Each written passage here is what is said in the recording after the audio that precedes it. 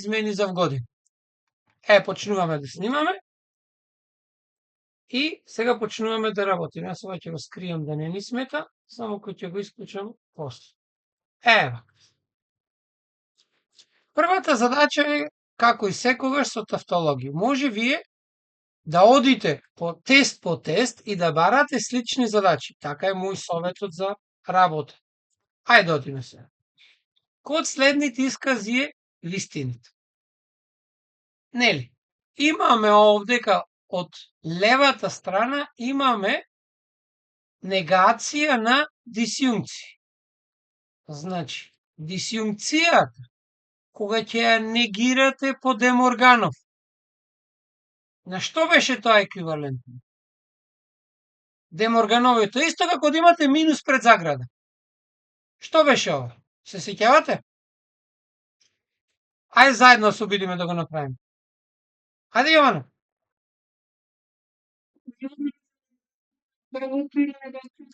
Значи, негација на првото, пази, ако имаш минус, минусот го менува и овој знак. Значи, нема да биде или, туку ќе биде и. Значи, тоа е главното во Деморгановите. Деморгановите викаат, менувате се, а конјукција, негација од конјукција станува дисјункција, а негација од дисјункција станува конјукција. Ама внимавај, негација од импликација нема директно. Значи, негација од импликација нема. Ниту пак негација од еквиваленција. И таа не постои директно. Постојат закони за замена на импликација и еквиваленција. Првин тие треба да се заменат, а дури потоа да се негираат. Ајде да се вратиме назад. Точно е негација од P и негација од Q. Пазете ова да не биде замока, да пишано вака да биде. Тоа е истото. Оти конјукцијата е комутативна. Оти може да се случи и такво нешто да има. Дали јасно? Сега законите за замена. Импликацијата P повлекува Q се заменува со негација P или Q. Значи, ова е закон за замена на импликација. А додека пак еквиваленцијата од начините на докажување е всушност P повлекува Q и Q повлекува P. Значи, ова значи доказ на еквиваленцијата од лево кон десно и потоа тоа доказ од десно кон лево. Сега. Ова повторно не може да се негира. Првото е негација од P или Q и негација од Q или P. Значи, законот за замена на еквиваленцијата е искажен со ова двојката. А овој е кецот закон за замена на импликација. Значи, двојката е закон за замена на еквиваленција. До сега не сум сретнал во нито една од темите, задачите за ова, ама за секој случај да го знаете. А ова горе го има. Дали јасно? Значи, директно не смеете да негирате импликација и еквиваленција. Прво ја заменувате, а дури потоа ја негирате. Значи, ајде сега да провериме. Да негираме P повлекува Q. Значи, рековме, директна негација на импликација нема. Тоа значи прво. Го запишуваме законот за замена. Ова горе, кецот. И пишуваме негација од P или Q. Сега го применуваме Деморгановото. Ова, негацијата менува знак и ова овде. Па што ќе добиеме сега овде? Ајде, кој сака да се обиде? Имаме двојна негација од првото. Така, ајде спо полека.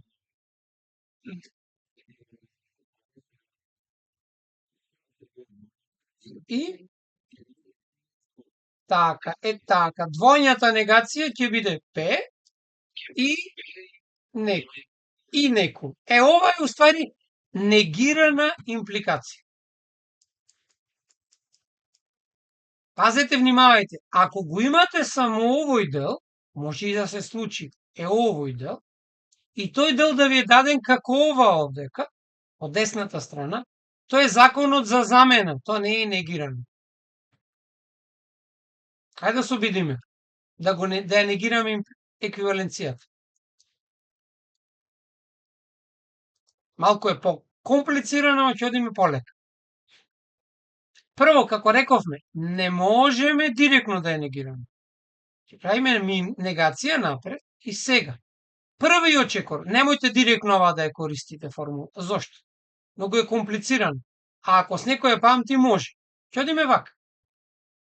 П повлекува Q и обратната насока. Q повлекува P.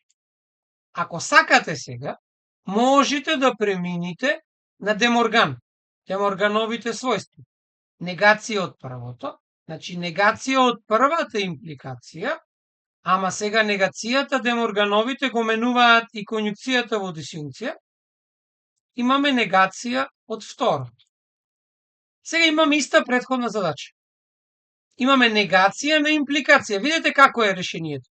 Првото и негација од второто. Сега директно ќе го искористиме тоа.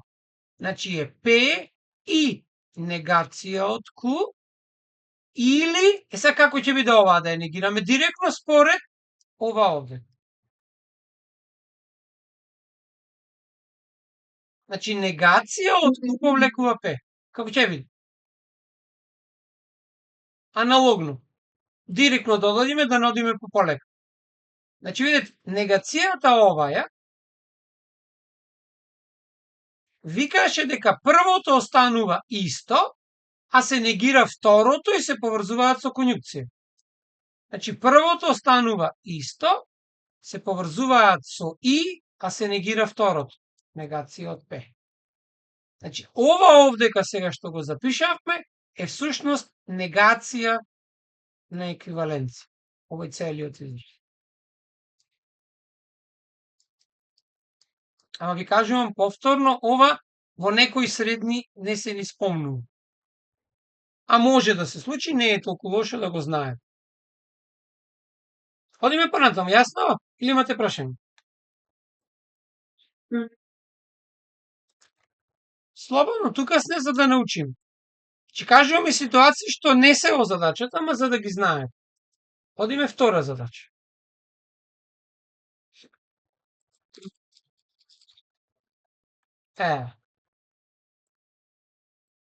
Вика, кој од следните броеви е имагинарен дел на комплексниот број? Што е прво што недостасува во задачата? Што е малку чудно дајано. Што паѓа во очи? Или ништо не ви паѓа во очи?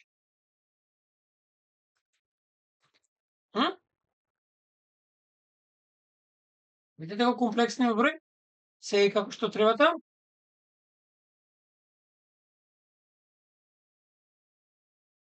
Како е општиот облик на комплексен број? Е А плюс И по Б, или некаде стои X плюс И Y. И како што ви учега, кој ќе го цртате, првин го цртате реалниот дел од комплексниот број, значи X-от или а потоа го цртате имагинарниот дел на комплексниот број, тоа е B или Y. Значи, овдека ги нанесувате А или X, вака ќе пишам, а овдека ги нанесувате Б или Y. Значи, нашиот комплексен број како ќе биде? Ќе биде минус 3 плюс 5И. Значи, минус 3 ваму и 5 горе. Значи, еве го комплексниот број. Нам ни се бараше имагинарниот. Па колку е имагинарниот дел? Имагинарен дел е на ипсилоноската петка. Дали јасно? Не сме и да стои кај имагинарниот дел и. Оти тој го прави уствари имагинарен дел. Одиме понатаму, внимавајте на знакот. Сега одека дојде на наредната задача. Наредната е трета задача. Ако има нешто нејасно или двоумење, слободно прашајте. Еве третата задача. Хајде сега да видиме овдека што ќе има.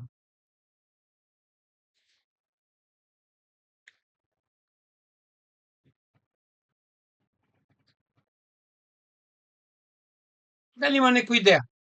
Пред да видиме што мислите ви.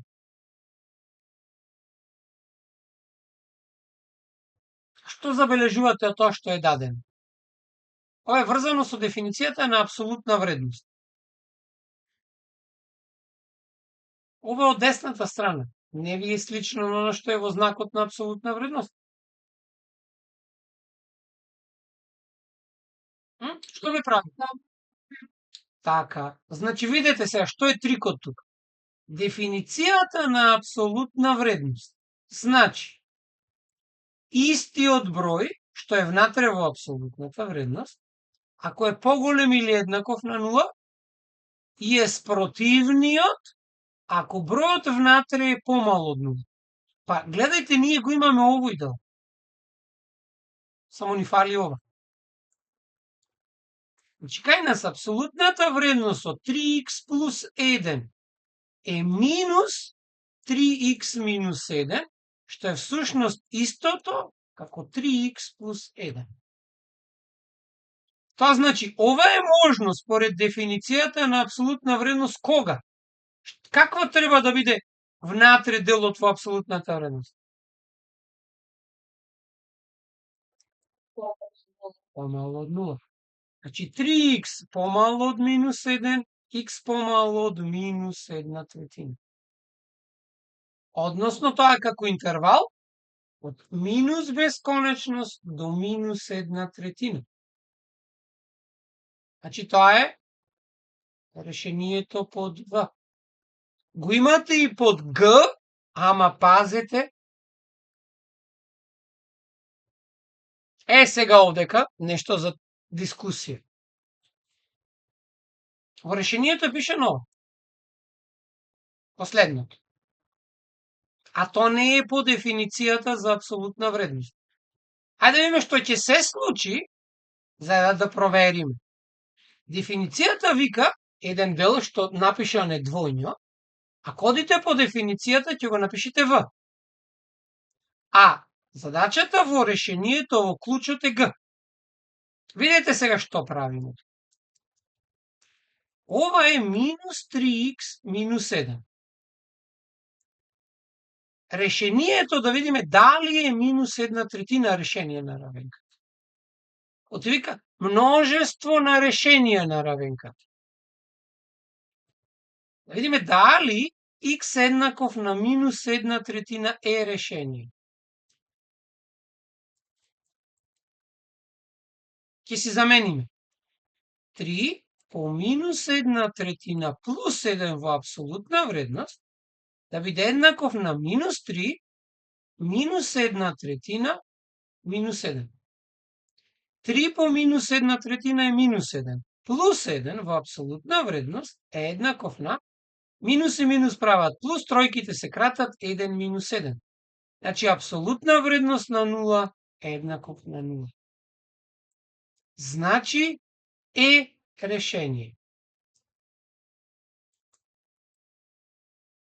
Сега, овој дел, зошто е тоа така? Ако земите апсолутната вредност, затоа пишувајте го x-от, ако е поголем или еднаков, поголем од 0, пишете 0, ако x е еднаков на 0, и спротивен, ако x е помал од 0. Значи, ако одевме строго на дефиницијата, оваа равенка по дефиницијата го имаше за помало од 0. Поголемо или еднакво оди горе. Ама, ова е сега кај нас еднакво. И кога би го цртале класично решавањето на равенките со дефиниционите област, нели оваа равенка апсолутно x еднаков на x или апсолутно x еднаков на а, како ја решавате ви. Ја решавате еднаш да биде плюс а, еднаш да биде минус а. Значи оваа равенка така се решава. Еднаш да е а, еднаш да е минус а. Сега кај нас решението беше за да провериме. Ако не ја проверите точката, 90% ќе го пишат ова дека е решение. Дури јас ако не ја проверив, гледајќи го начинот на кој што ја дефинираме апсолутната вредност, ќе го заокружев ова. Не внимавајќи дека може и минус 1/3 да е. Значи решението не е ова, туку е Г.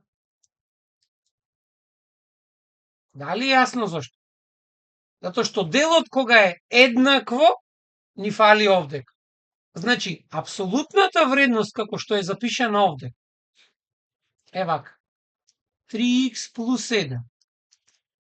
Математички значи истото ако 3x плюс 7 е поголемо од 0. Е вака. 0 ако 3x плюс 7 е 0 и е спротивното ако 3x плюс 7 е помало од 0. Сега, очигледно, веднаш ќе се залетате на ова. Ова значи дека 3x поголемо од минус 1, x поголемо од минус 1/3. Ова важи x еднаков на минус 1/3, а x помало од минус 1/3.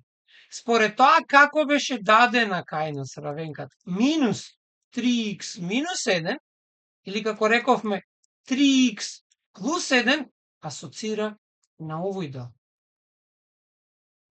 на равенката. Ама бидејќи се вараат множеството од решенија, сите мора и ова да го вклучиме. Оти ни се вара множество решение. А не ни се вара за кој е ова точното. Ете една од задачите на која што треба особено внимавање да не се слизните.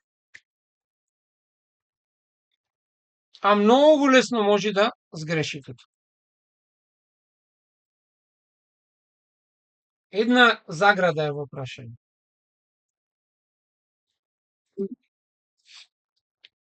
Опа, четврта задача. Четвртата задача е следна. Ајде да видиме ова. Ова би требало да е лесно, а нема шанси да го сгрешите.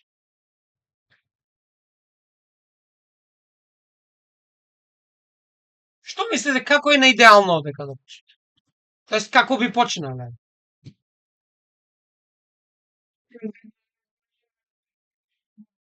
Па веќе се разложени се степени, мислиш да ги запишеш да не бидат како степен?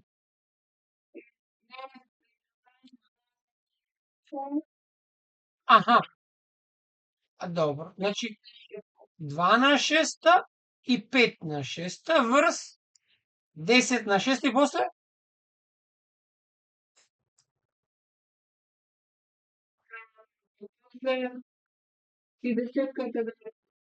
Нема, можеш, ами нема потреба. Што имаш секаде шески? Можеш вака да пишеш. Ако ја разложиш, ова ќе биде 2 по 5/6, па ќе го добиеш и горе и долу истото. Значи 10 врз 10 или 1/6 е кец. Да, можеш и така да го направиш. Ама трикот е штом ги доби секаде степените шеска, запиши си ги како 1 степен. Значи ти вака планираше да направиш. Ќе го пишеш 2 по 5/6, а тоа е 2/6, 5/6, 2/6, 5/6. И целото исто ќе беше. Дали јасно? Може и поинако. Дали некој смета поинако дека може да се направи? Може да го разложите уште одма. Да пишете 4 по 4 по 4, па 25 по 25 по 25, па да го кратите. Ама вака би било наидеално и најбрзо. Значи решението е 1 тука. Ајде сега да видиме петтата задача како е. Имаме 20 вакви задачи. Еве. За која вредност на променливата x изразот не е реален број? Пазете, не е реален број.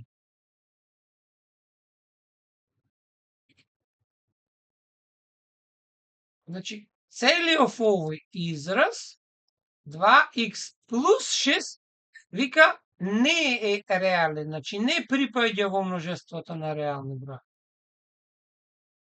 А пак во прв пат јас гледам да не е реален број, ако не е реален, како знаете дека би можел да биде?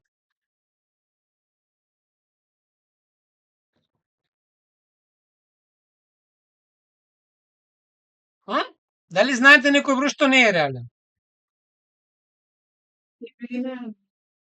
Комплексен едноставно. Ама видете сега што е даден. Ова е всушност дефинициона област. Ама не знам зошто пишано не е реален број. Не би требало дефиниционата област за да постои ова. Кога е дефинирано ова изразот? Која е дефинициона област на изразов F? Овдека. Тој треба да го гледаме, ама што треба да биде 2x плюс 6? Така, тоа е дефиниционата област. Значи, 2x различно од минус 6, x различно од минус 3. Значи, за сите броеви, освен за минус тројка, ова горе постои и е реален број. Значи, за ова ќе постои, за ова ќе постои, за ова ќе постои и ќе е реален. За овој нема ни да постои. Значи, овој израз за x еднаков на минус 3. Пазете, гледате ша. Ако заменем горе, има минус 3 врз 0.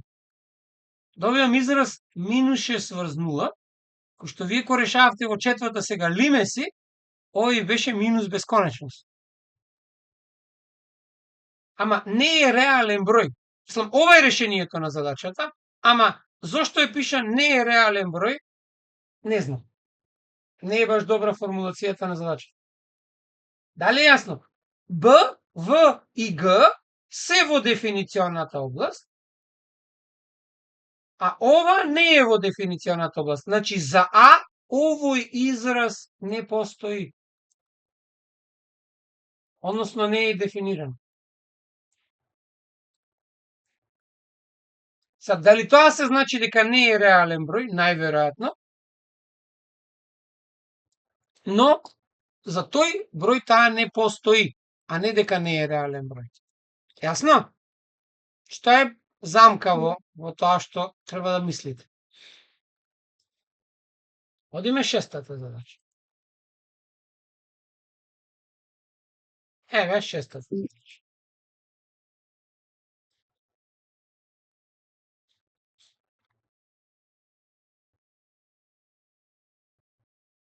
Ова е многу лесно.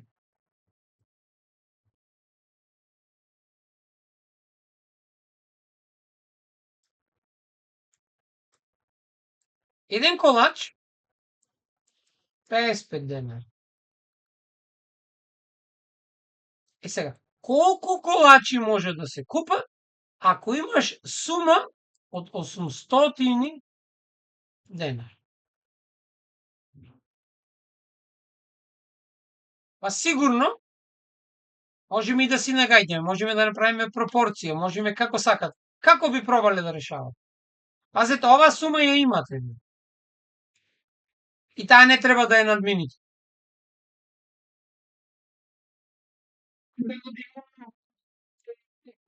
Па, најверојатно така. Е, се внимавајте, ова сигурно е вака дадено, за ова да не се дели. Ако делиме, колку ќе дојде? Колку цели ќе дојде? Сигурно? Има остаток, најверојатно. 550 и ова е по 20, 220, тоа е 770, значи 30. Чи са што значи ова што го добив? Можете да купите 14 колачи и ќе остана 30 денари. Значи може да купите 14 колачи. Ова можете и со пропорција да ја решите. Да најдете колку ќе биде n, ако си го правите пропорција, ама нема потреба. Дали јасно тоа? Одиме на наредна задача. Обична задача, лесна. Нема нешто за што би можеле да сгрешите тука. А може да си одите 5, 10 и да најдете кој број. Ај сега да видиме овде.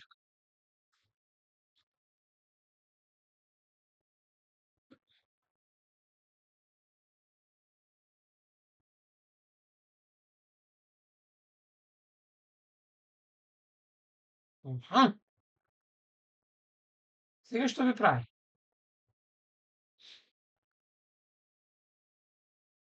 За да ја решиме најбрзо.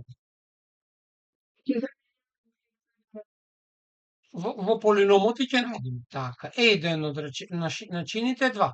И како еден прост множител, значи, кога ќе заменам P2, ќе добијам колку е K. Значи имаме 2 на квадрат, K по 2 минус 2. P од 2 е 4 минус 2K минус 2. P од 2 е колку? 2 минус 2K, а P од 2 е 0, веќе е решение. Значи 2 минус 2K е 0. Двојка пред заграда 1 минус K е 0. Значи двојката не може да е 0, 1 минус K е 0, значи K е 1. Ево го. Дали мисли дека може и на друг начин да се најде?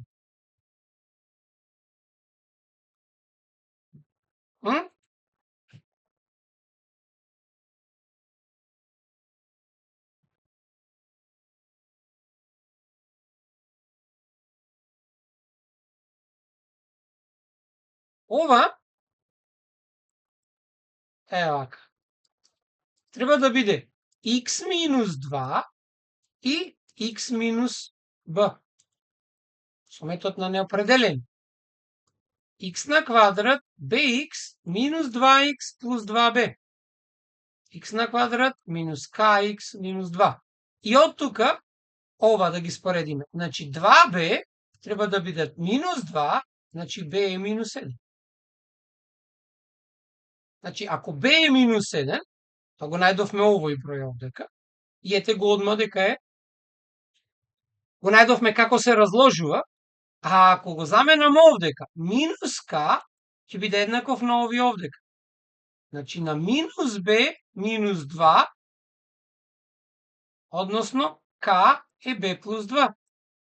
Значи k е b минус 7 плюс 2, значи k е кец.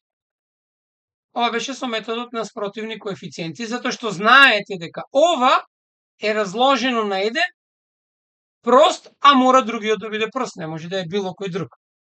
Значи уште еден начин е како може тоа да се добие. Ама овој што кажавте, па е може би и најлес. Ама не е единствен.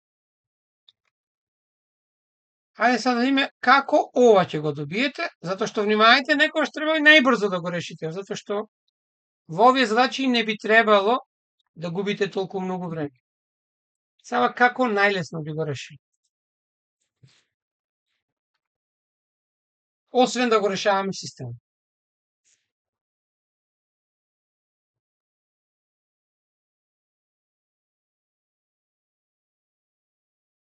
Или нема друг начин?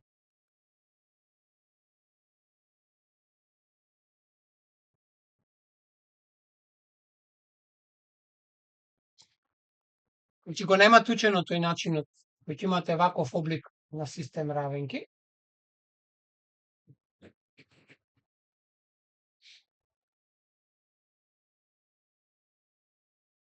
Ајде. Што би направиле? Би го решавале системот. Или не? Како би го решиле овој систем?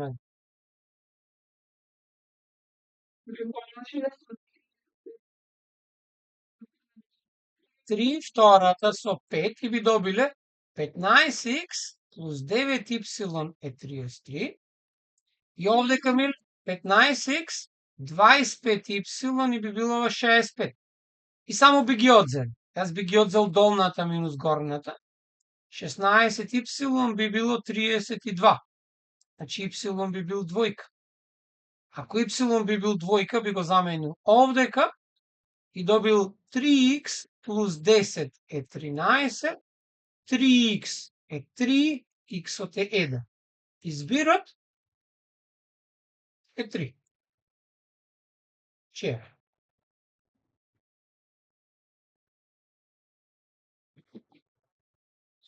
Е сега, ама ајде тоа, има начин, ова е посебен систем во кој што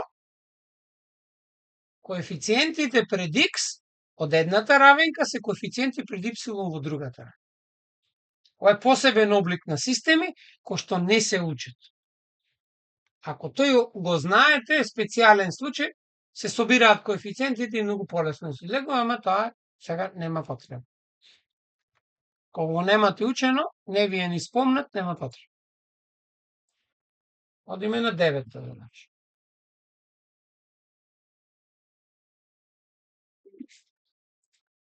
Ајде да видиме сега како ќе биде ова.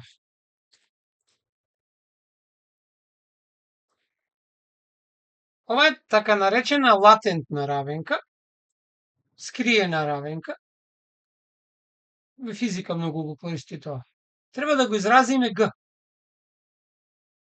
Е сега, правилото вика дека секогаш, значи буквално секогаш, треба да го изразите овој дел. Оти тој е непознат.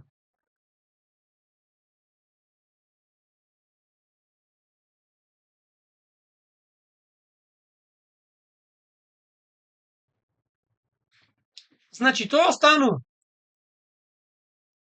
А ова го носите од другата страна.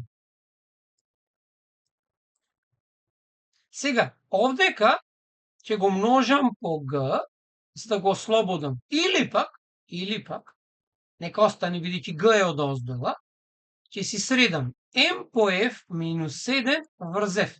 Сега ќе знам реципрочно. G врз 1 е m по f минус 7 врз f. И ете го г колку. Г е m по f минус 7 врз f. Е сега, зависи како е дадено. Е него, f е минус 7 врз f.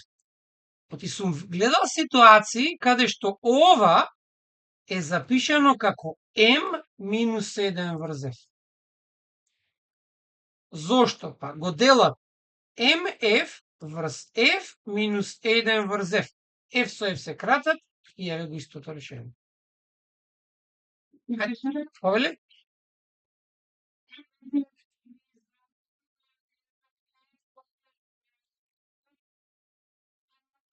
На кое? 1 врз г го изразивме како m минус 7 врз f. Така? Сега. Епа, ау да, обратно треба се направи. Реципрочно, јас не го сменив, не го сменив. Ете грешка. Ти благодарам. Јас го препишав исто. Ете, супер. Значи, штом го правиме реципрочно, мора да го смениме ово. Да. Зошто не го сменив? Реков дека ќе го сменам, а не го сменим. Значи, ова ако го смениме, тогаш комплетно ќе дојде решението овде. Че ова нема да биде решение. Значи, решението ќе биде f врз mf минус 7. И тоа е решението всушност. Го имаме, ми се чини. Еве.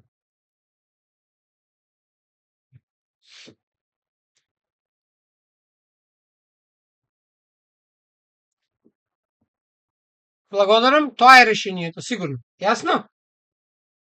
Сега овдека јас како што сакав, ова ако сакате можете и поинаку да го решите, ама вака е најзгодно затоа што ќе обарате реципрочно. Може овдека да помножите. Г по МФ минус 1 е еднаков на F, па сега ова целото да делите со него, без да го правиме да биде реципрочно. Ама најдобро идеално, штом се вака, најдобро така да ги направиме. Одиме на 10-та задача. Сега почнуваат геометриските задачи.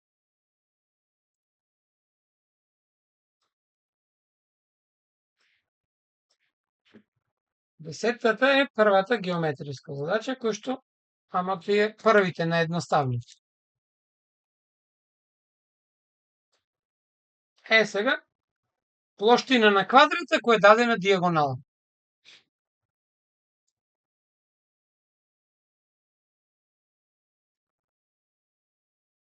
Тука можете, ако знаете, ако сте вешти со формули, ако памтите, дадена е оваа диагонала.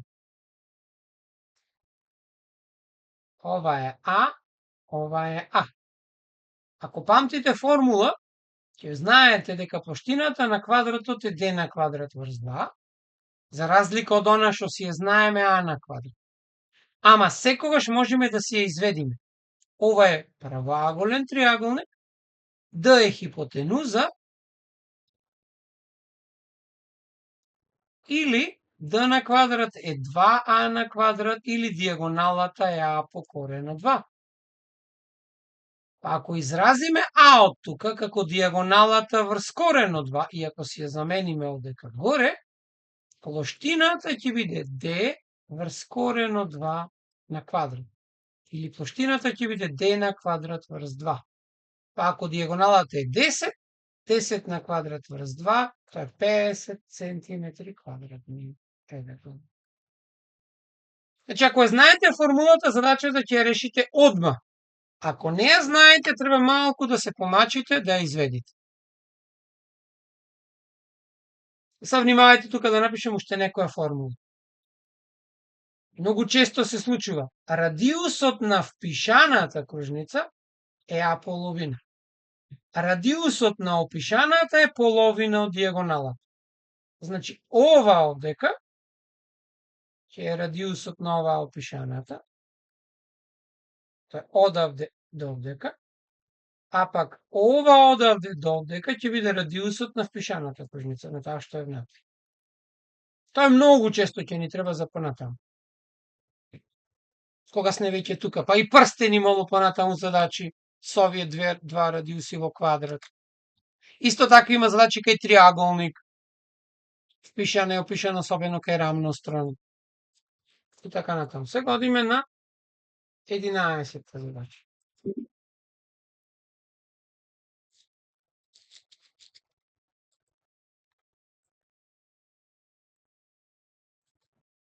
Ајде сега да видиме вака. Вика во дадена кружница, збирот на еден централен и негов соодветен периферен ъгол. Ајде сега да пробаме да нацртаме. Мислам дека можеме да нацртаме.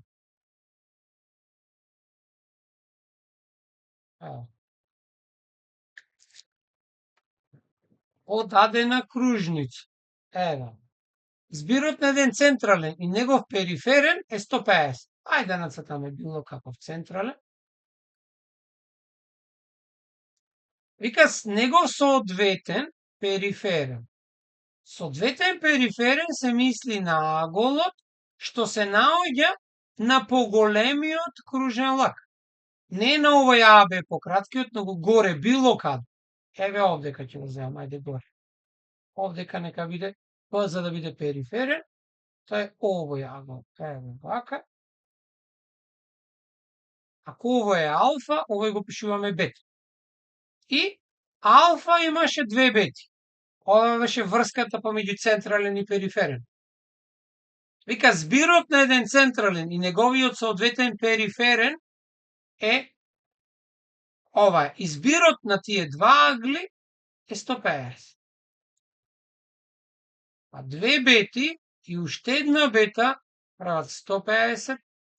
3b ти прават 150, значи бета е 50. Ако бета е 50, алфа е 100. Централниот агол во задачата е 100 степени. Дали јасно? Ова може и со размер да се реши, ама сега за сега да не. Доста е толку, многу брзо, многу едноставно.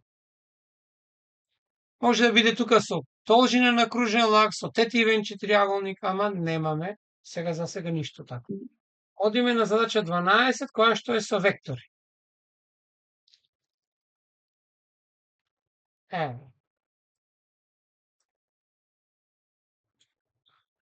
Сега, овдека можеме на неколку начини. Знаеме два вектори, кој од следните вектори образува триаголник заедно со А и Б? Ај први да го нацртам триаголникот, па да видите нешто.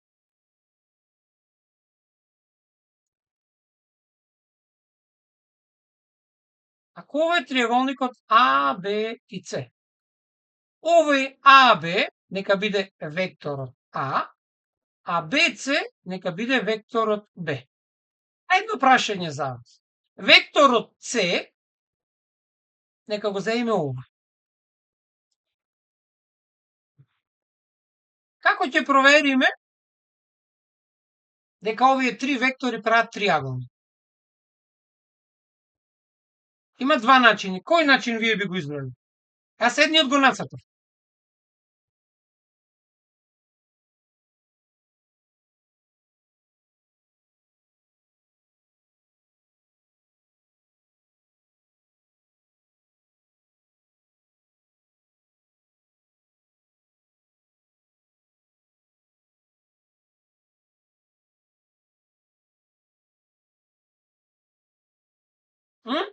Колку е зборот на овие А векторот?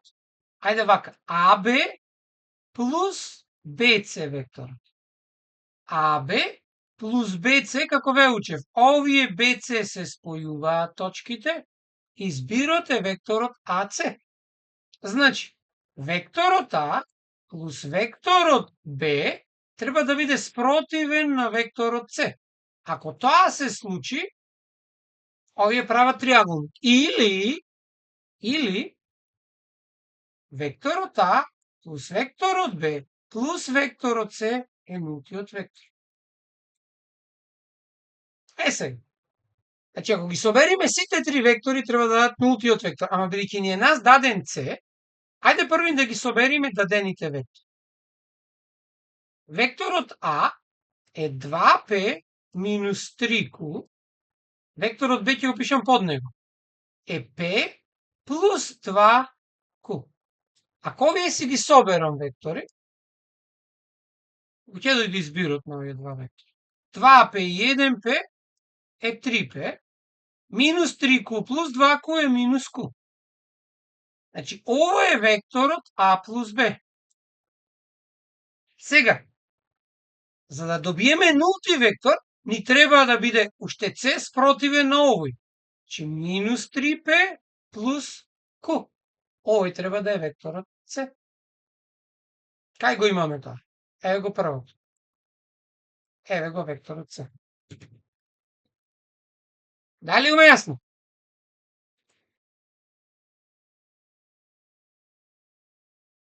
Значи, векторите треба по правило на триаголник. Еве го почеток, еве го ваму, еве го вториот вектор. И сега, резултатот е овој вектор. Значи, ова ако е x, ова е y, ова е x плюс y. Ама може и вака да одите. Ако одите овдека, па си одите вака, значи ова ако е m вектор, ова е ако е n. И ако го сврзите ова надолу, p, ќе се вратите од кај што почнавте. Значи, опишавте триаголник, векторот е 0. Дали јасно? Одиме понатаму. 13-та задача е уствари плоштина на делтоид. Додека ја копирам задачата. Што е битно? Како изгледа делтоидот? Знаеме? Што беше карактеристично за него?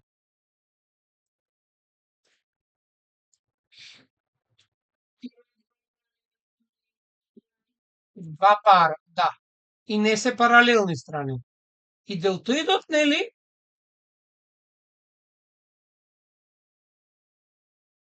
се викаше кајт на англиски, односно змејот. И тој е во групата на четириаголници со заемно нормални диагонали. Секој четириаголник со заемно нормални диагонали, D1 е 2 дециметри, а D2 е 30 центиметри. Сега видете. Решенијата пола ни се во дециметри, пола ни се во центиметри. Бидејќи се мали бројките, ние ќе си претвориме и во двете. Ова ќе го пишам 20 центиметри, а ова ќе го пишам 3 дециметри. Сега, плоштината е D1 по D2 врз 2. Прво ќе множам дециметрите. 2 по 3 наполу, значи 3 дециметри квадратни.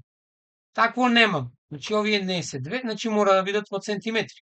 3 дециметри квадратни во центиметри колку ќе биде? 300. Тоа е дециметар по дециметар. Тоа е 3 по 10 центиметри по 10 центиметри. Тоа е 3 по 10, 30, 300. Значи, еве го решение. Значи, треба да земите 20 по 30, 600 наполу 300. Внимавајте. Подобро е секогаш на почеток да ги претворите мерните единици откако ќе ја најдете плоштината. А ако беше пак кубни овдека за волумен, треба по 3 пати да ја множите. Затоа многу подобро е на почеток да си ги претворите. Хајде сега да име 14.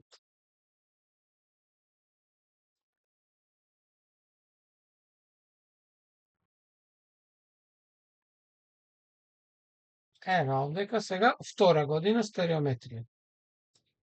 Цилиндар и конус.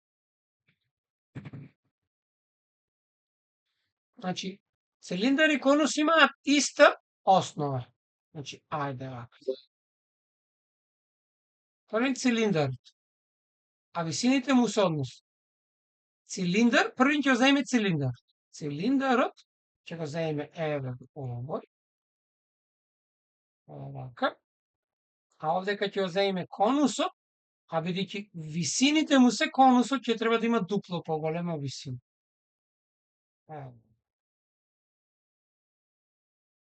Значи, ајде са. Еве го цилиндарот. Сега уште да ги нацртам основите. Еве вака.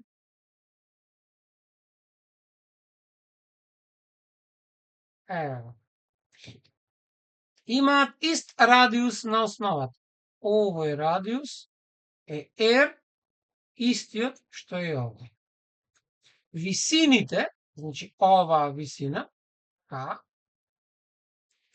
тоа истото оваа овдека, и оваа висина овдека, ајде H на цилиндарот, ова е H на конус. Се однесуваат како 1:2. Значи, H, видите како е даден, цилиндар и конус. Висината на конусот е 1:2. Тоа значи конусот има поголема висина, и тоа дупло поголема висина. Волумените. Волуменот на цилиндарот е нели B по H. А овдека волуменот на конусот е B по H, ова е на цилиндарот, H на конусот врз 3. Са односот на волумените, бидејќи B и B се исти, имаат иста основа, волуменот на цилиндарот врз волуменот на конус. Ајде, B по висината на цилиндарот врз B по висината на конусот врз 3. B со B се крати, тројката ќе оди овдека и овдека е на конус. Овој однос е 1/2. А имаме 3 по 1/2, че волумените се однесуваат како 3:2.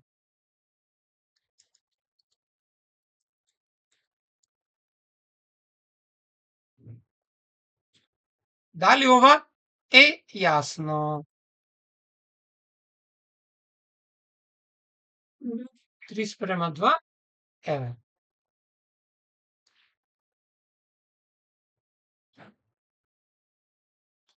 Волуменот на конусот е 3 пати помал од волуменот на цилиндарот со иста основа. Ама иста висина ако имат, ама овдека нема иста висина. Висината на конусот беше дупло поголема од висината на цилиндарот. Оти вака испаѓа дека волуменот на цилиндарот е поголем 1,5 пат од оној на конусот. Ајде са 15. Сега формула, која што е прва и најосновна формула, кога ќе почнете да работите на работа на калкулатор, ма колку од вас ја пометите, сега ќе видите. Аголот од степени во радијани. Значи, од степени, агол, ајде вака да го напишеме, од степени во агол во радијани.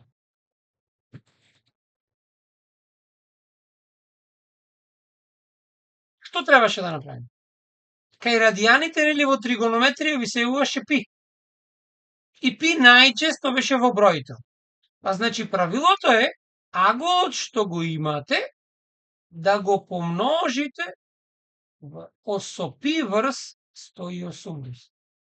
И ќе го добиете аголот во радијани. Значи радијаните се добиваат аголот по пи врз 180. Значи 135 степени, ако го помножиме пи врз 180, сега само овдека треба да се скрати. Ќе скратиме со 5, 27 врз 36, така ќе дојде. И кратиме со 3, 9 12 пи, кратиме со 3, 3 четвртини пи. Ако добро кратев, би требало да е ово. Па да, затоа што 90 е пи пола, а 135, че можете и ова вака да си го запишете. 90 е нели пи пола, а ова е пи четвртина и ова е 3 пи четвртина. Без формулата да ја заменувате, ама ако знаете дека пи половина е 90 степени. Сега почнуваат од 16-та задача, задачите што се со кратки одговори по 2 поени.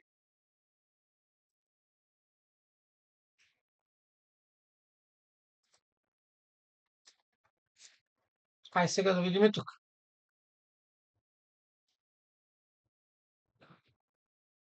Множеството А ги содржи сите природни броеви, каде што тие се деливи со 8. Значи, ајде дефиницијата да запишеме. Ако и само ако постои некој цел број, сака што осумката е t по x. Значи, кои се делители на 8? Кој може да бидат x? 1, 2, 3 не може, 4 и 8. Значи, множеството А ги има 1, 2, 4 и 8. А множеството Б кој ги има? Природни броеви. Од колку до колку? 4, 5, 6, 7 и 8. Б разлика А, по дефиниција, ги содржи сите иксови што припаѓаат во Б и X не припаѓа во А. Или, ако ги нацртаме вака, се што е во Б, а не е во А, еве го колку е Б разлика во А. Значи, поинаку кажано, од множеството Б ги тргате оние што се во А. Четворката ќе ја тргниме, петката ќе остане, шестката ќе остане, седумката ќе остане, осумката ќе ја тргниме. Дали јасно? Значи, Б разлика А. Се што е во Б, ама да не е во А. Четворката е во Б, ама е и во А. А не треба да е во А. Петката е во Б и не е во Б. Бидејќи овдека е и, треба да важат и двата случаи. Ото одиме која е шеската. Шеската е во Б и не е во А, затоа ја пишуваме. Седумката е во Б, не е во А. Еве, осумката е во Б, ама припаѓа во А, затоа таа горе не се пишува. Сега овде. Ова првото е интервал, пазете. Интервал. Минус 17 петини е минус 3,2, а 17 петини е 3,2. Значи, кога би го цртале на бројна оска. Сега, бидејќи се седмини, а неаме ние многу за седмини за цртање, вака ќе направим. 1, 2, 3, 4, 5, 6, 7. Намерно ќе го земам вака. 7, 1, 2, 3, 5, 6, 7, за да знаете. А петини, па тоа уште полесно. Па зашто седмини се обидов? Петини. Па ако се петини, ќе обидиме да го нацртаме. 1, 2, 3, 4, 5, еве го 5. 1, 2, 4, 5, еве го 5. 1, 2, 3, 4, 5, еве го. 1, 2, 3, 4, 5, таман. Еве го. 3,2 петини, еве го. Минус 3,2 петини, сега од ова страна. 1 цело, 2 цели, 2, 4, 5, 2, 4, еве го 5, 2 цели, 2, 4, 5, еве го 3 цели, 2, 4, 5, еве го овдека. Еве кај 3 цели и 2 петини. Па во овој интервал, кои се природните броеви што се наоѓаат?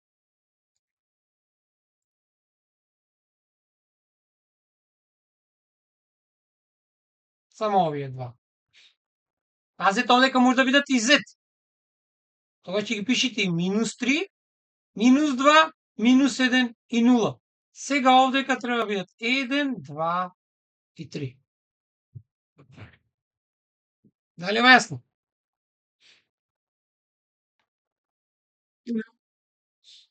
Мислам, не е комплицирано. За сега немаше ништо, освен таа едната, кај што требаше да го испитате другиот со апсолутната вредност.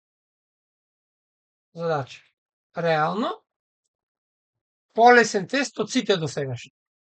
Да видиме овие три да не изненада. Сега, кој ќе барате НЗД на полиноми, по другото не го копирав е НЗС. Секогаш треба секој од овие полиноми да се разложат. Ајде одиме P од X. Бидејќи овој полином, ајде еднако, е X на трета минус X на квадрат, за да го разложим X на квадрат тргаме пред заграда. И X минус 1. Q од X е почнат, ствари не е почнат воопшто да се разлага, X на трета го оставаме, а овој делот е разлика од квадрат. X минус 1, X плюс 7. Значи, овој дел се разлага на ова овде. А R од X е X на четврта, X на квадрат минус 2X плюс 7. Дали? Ова ви личи на нешто.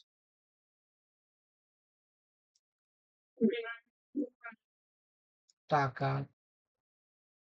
Сега, кога ќе барате НЗД, што значеше НЗД? Делител, а бидејќи делителите се конечни, овој треба да е најголем. Сега, барате нешто што го има секаде, поред од буквите, од X-овите, вака ќе ги бојам, ако можам, да можам. X на квадрат, X на трета, X на четврта. Што имате секаде?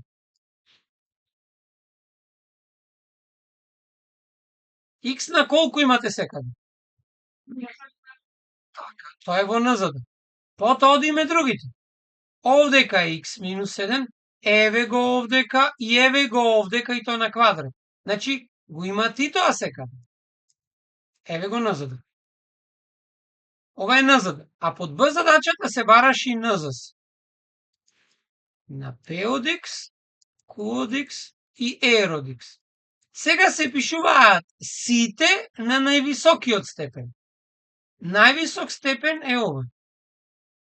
X на четврта, потоа x минус 7, ама на втори степен, и x плюс 7, бидејќи овдека е на први, само ова. Еве го колку е назас. Али јасно, среќа наша што дека немаше броеви напред. Па тие малку да ни ја замрси работа. Лесно, прилично лесно и едноставно.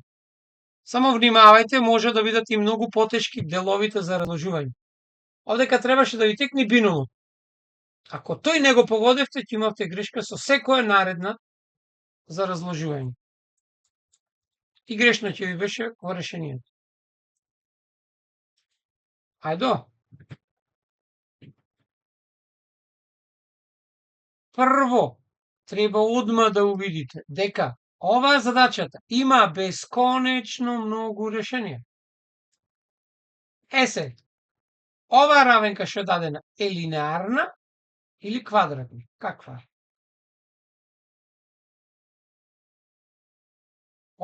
По една променива е линеарна, а по друга е квадратна.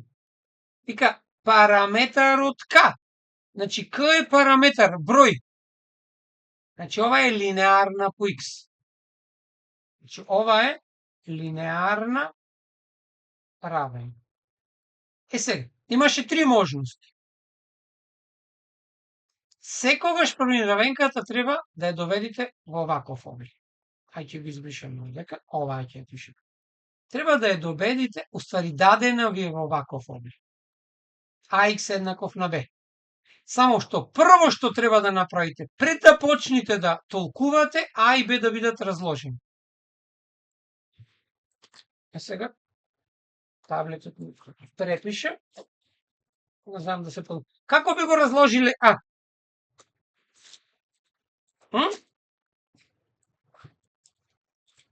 К на квадрат плюс К. Како би го разложили? Така. Ќе извадиме К пред заграда. Ајде сега мислете на тоа другото. Б. Што тука би прави? Значи, ајде вака. А, ќе пишам дека е К на квадрат плюс К и А би го разложиле К пред заграда. А Б, ево овдека ќе го пишам, тоа е квадратен тринум. Овој се разлагаше К минус првото решение, К минус второто решение, ако има реални решенија. Ако има две, има едно. Сега како ќе го правиме? Има еден начин, тој што ви го објаснував, најбрзиот начин да провериме. Производот на А и С е минус 3, а збирот е минус 2. Па кои два броеви имаат производ минус 3, а збир минус 2? Тоа се 3 и минус 1. Тоа значи дека едното решение, разложувањето е К минус 3, К плюс 1. Ако ова не ви текнува да го направите, нема подобар начин отколку да се решите равенка. Тоа е плюс, како беше, минус Б, значи двојка, плюс минус Б на квадрат 4 плюс 4 по А по С е 12 врз 2. 2 плюс минус корен од 16 е 4 врз 2 или 1 плюс минус 2. Со плюс едното решение е 3, со минус второто решение е минус 7. Јаве го горе. Тоа значи дека Б разложено ќе биде К минус 3, К плюс 1. Сега, ајде да се вратиме назад. Ќе го препишем. Равенката АХ еднаков на Б станува К плюс 1, значи ова е дел од А по Х, а Б имаме К плюс 1 по К минус 3. Сега почнува толкувањето. И вика бесконечно многу решенија. Ајде првин тоа ќе го напишем. Бесконечно многу решение. Тоа е можно само ако равенката е од облик 0 по x еднаков на 0. Тоа значи и ова е 0 и ова е 0. Ајде да видиме први. А да е 0. Тоа е можно кога целиот овој израз е 0. Односно, k е 0 или k е минус 7. А да видиме сега кога е b0. b е 0 ако од истите случаи првото е 0 или ова е 0. Значи k е минус 7 или k е 3. Опа, еве го. Еве го вредноста на k за која што едното и другото е 0. Значи, ете го реалниот параметар за кој што оваа равенка ќе има бесконечно многу решение.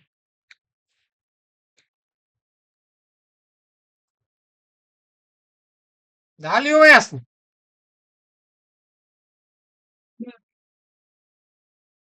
Сега. Ајде да видиме, да ви објаснам што ќе се случи кога ќе нема решение. Значи, ако равенката е ваква, значи 0 по x еднаков на b, е вака.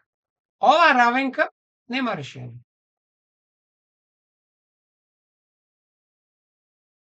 Затоа што какво е да го земите x-от, ама пазете b да е различно, ќе нема решение. Оти како е да го земите x-от, секој ќе добиете 0. Значи нема решение. А ако а е различно од 0, тогаш b не е битно какво е, ќе има, значи ова е втор случај, ова е трет случај, ќе има едно решение. И тоа решението ќе биде b врз а. Значи ако а не е 0, b може како сака да биде и решението ќе биде b врз а. Ова е во случај да имате вакви и да треба да испитат. Ај сега имаме под б задача одека. Вика, за кои вредности на k равенката вака е дадена минус 3 има двојно решение. Има, пазете, има едно, вака е пишено, едно двојно решение.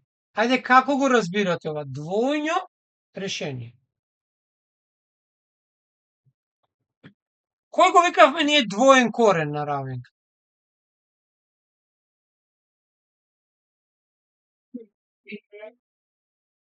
Значи, ова треба да биде напишано во облик x минус нешто на квадрат. Тогаш ќе има двоен корен на оваа равенка. Само тогаш ќе има двоен корен и тоа плюс минус нешто. Решението. Ама ајде сега да видиме ние како ќе го завршиме, како ова ќе го добиеме. За да има двојно, дискриминантата имаше три случаи. Првиот случај, ако е поголема од 0, има две реални различни решенија. Значи, x1 е различно од x2 и двете се реални.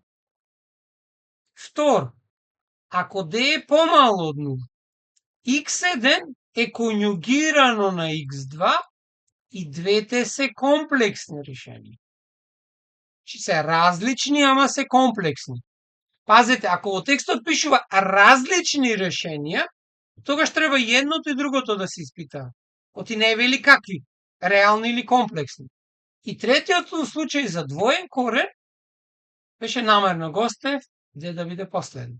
Еднаков на 0. А d е b на квадрат минус 4ac. Во нашата задача a е 1, b е минус 2, а c е k минус 3. Значи, b на квадрат минус 2 на квадрат минус 4 по a по c треба да е 0. Значи овдека имаме минус 4, минус 4 к минус 3 е 0. Сега, минус 4 к минус 3 е 4, делам со 4 е 1, или к минус 3 е минус 1, значи кај ќе дојде? Не сгрешив сега овдека од префрлање лево-десно. Минус 2 на квадрат 4. Да, ето, затоа знам дека нешто некаде не е во ред овдека.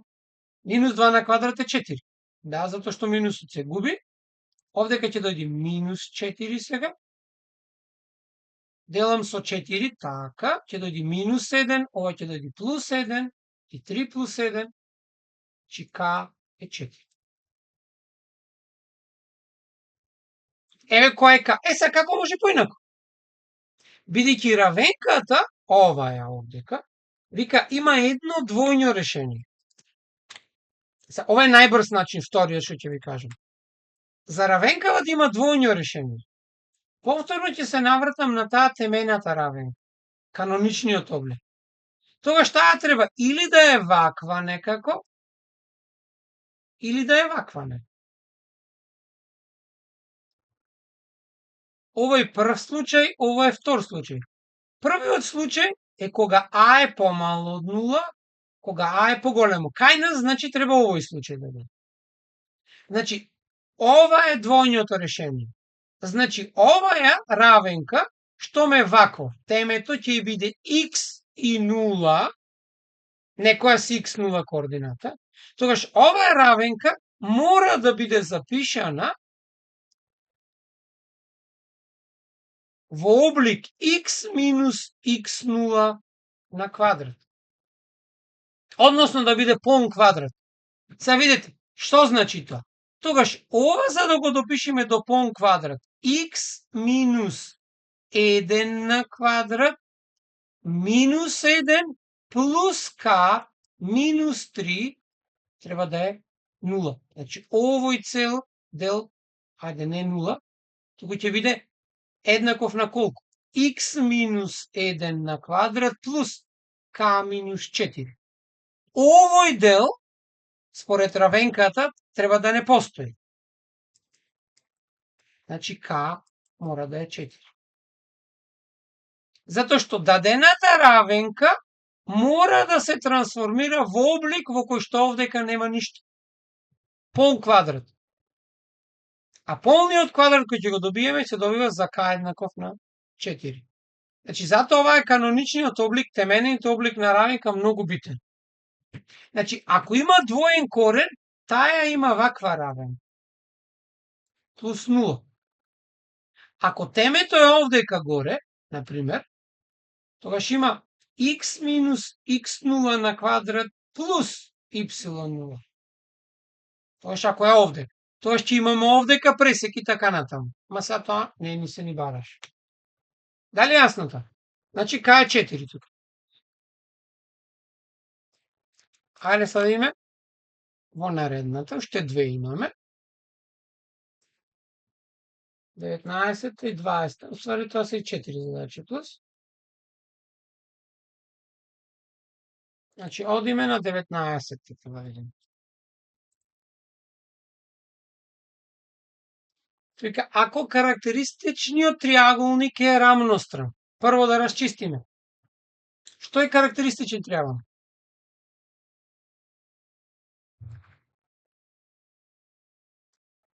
Ова е.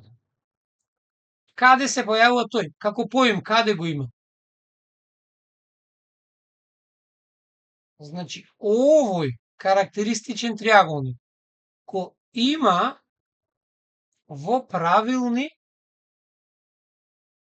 многоаголници. И секогаш тој е рамнокрак. Рамностран е специјален случај. Тоа значи, ако ова е триаголникот, карактеристичен, тогаш овој агол овдека е 60 степени. Тоа значи дека, ако ова е многоаголникот, оваа страна треба да оди околу. страната А. Да па нацртам убаво. Еве вака. Тогаш овдека би имало уште една страна и така натаму. Сега, овој агол, аголот при врвот во карактеристичниот триаголник, се имаше своја големина. Овој и правило. Тој агол е секогаш еднаков со големината на надворешниот агол во правилниот многоагол. Со овој агол. Значи, ако ова што го нацртав сега овдека, ние уствари правилен многоаголник, овака, каде што ова е страната А, еве и ова е страната А, и ова е нагоре страната А. Значи, ако ова е агол при врвот, ова е внатрешниот агол на многоаголникот, ова е надворешниот агол. И тој мора да е 60. Сега, надворешниот агол алфа 1 се пресметува како 360 врз n. Тој исто како овој фи, што е аголот при врвот. Сега, бидејќи надворешниот агол е 60, тогаш n колку може да биде? Колку мора да биде? N мора да е 6. Значи се работи за е правилен 6 аголник. Одговор. Дали јасно? Сега ќе ви кажам и друг начин како може да го добиете истото. Ова е со надворешниот агол. Бидејќи добивме дека надворешниот агол е 6 степени, тогаш внатрешниот агол 60 ќе биде 180 минус 60, внатрешниот ќе биде 120.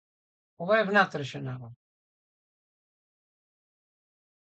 Тогаш збирот на сите агли како беше?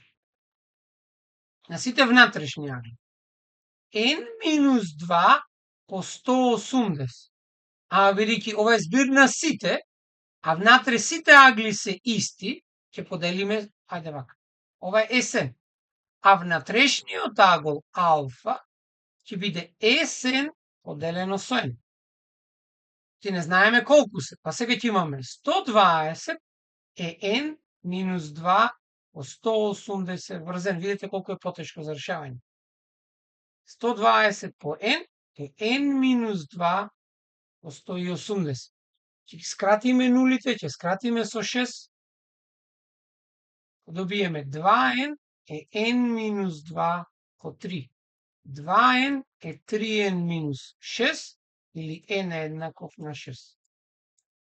А ние искористивме дека надворешниот е 360 врз n, или фи е 360 врз n. Ова е надворешен агол, а овој е агол при врвот на карактеристичен триаголник. И тој е еднаков со надворешниот. Тоа е својство. И само што ова под Б, што е многу полесно, ама ако знаете формулата. Вика, периметарот на рамностран триаголник, кој што е 3 по А, е 6. Значи, страната се пресметува L по 3. Јас нема да заменувам, туку ќе оставам вака. Плоштината на рамностран триаголник е вака. А сад директно ќе си заменам А во него. L врз 3 на квадрат по корено 3 врз 4. Тоа е L на квадрат врз 9 по корено 3 врз 4. Сега имаме 6 по 6 по корено 3, 4 по 9. Сега само ќе си кратам. Првин со 3. Ова е 2, ова е 3. Имаме 2 по 6 по корено 3, 4 по 3. Кратам уште еднаш со 3. Ќе добијам 4 по корено 3 врз 4, па четворките се кратат и плоштината е корено 3. Ама ако не сакате вака да изразувате, бидејќи периметарот беше 6, така? Овдека страната кој ќе добиете? Ќе биде 2. После ако ќе замените овдека, одма ќе дојдеше корен од 3. Ама не секогаш ќе е така едноставна бројка. Значи, плоштината е, рековме, корен од 3 сантиметри квадрат. Дали јаснато? Ајде сега да видиме што ќе имаме за последна задача. Релативно лесна, но треба да знаете, а мислам дека ова беше дадена формула од оние на почеток. Ова е едната геометрија, едната е тригонометрија задача.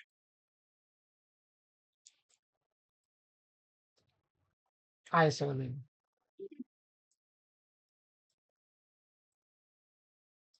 Односот на плоштината на основата и на осниот пресек на еден прав кружен конус. Ајде да нацртаме осниот пресек на конус. Осен пресек е всушност исто ако речите вие вака. Ако ова е конусот овдека, значи овако е долу основа, опа, ги избришав, наместо да го поправим. Значи ова е вака основата. Ова не се гледа. И се оскен пресек може и вака да го земите, ама ако сакате можете и вака. Ова е осен пресек. Било кој пресек што ја содржи оската на симетрија се вика оскин пресек. Значи, или овој триаголник, вака што е на косениот, или тој другиот однапред, што е се исто кој ќе го земите. Сега, секој оскин пресек, Q, е рамнокраг триаголник.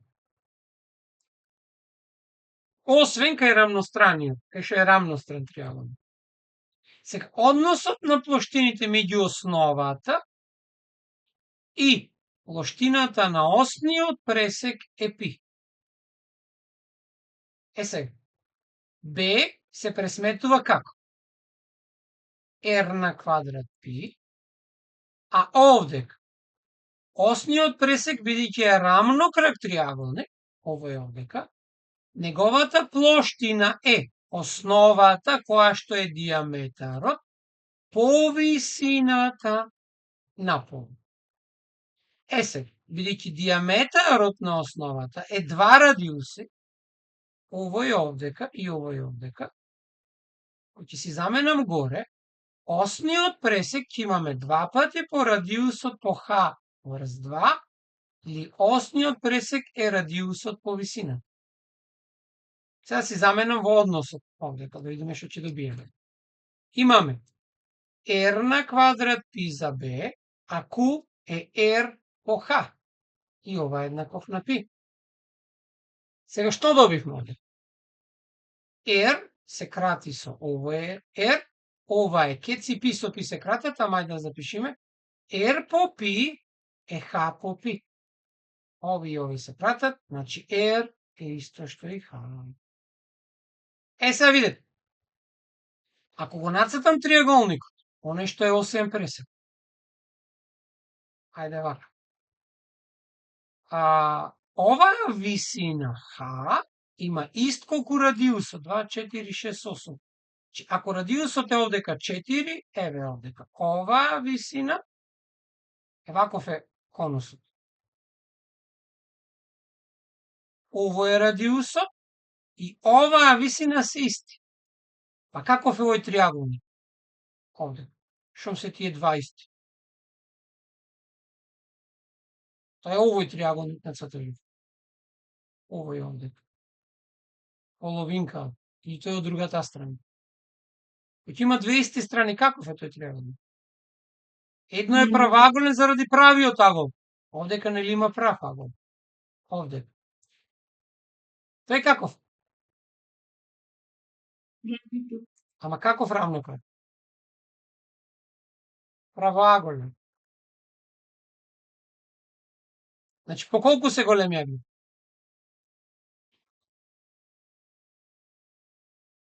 45 степени. Тогаш генератрисата, тоа е оваја S со рамнината на основата го гради овој агол, тоа е овојнацата што се бараш. Ово е тој аголот алфа, еднаков на 45 степени. Дали ова јасно? Триаголникот долу се доби рамно крак. Или тоа е 45 степени или пи четвртина. Дали јасно? И сега, ајде да видиме уште ова. Бројната вредност на изразот. Косинус на квадрат од пи шестина плюс котангенс од пи четвртина. Пи шестина, колку степени се?